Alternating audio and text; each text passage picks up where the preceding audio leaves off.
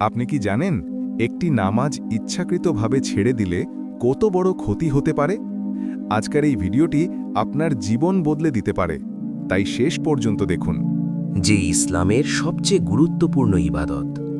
হজরত মুহাম্মদ সাল্লাল্লাহু আলাইহি ওয়াসাল্লাম বলেছেন, নামাজ হলো ইসলামের স্তম্ভ। যে ব্যক্তি নামাজ পড়ে সে আল্লাহর নিকট সবচেয়ে প্রিয় বান্দাদের একজন। কিন্তু যে ব্যক্তি ইচ্ছা করে নামাজ ছেড়ে দেয় তার জন্য রয়েছে ভয়ঙ্কর সতর্কবার্তা। কিয়ামতের দিন সর্বপ্রথম হিসাব নেওয়া হবে নামাজের। যদি নামাজ ঠিক থাকে,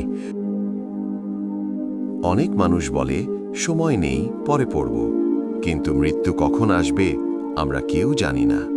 যদি আজই আমাদের শেষ দিন হয়, আমরা কি প্রস্তুত?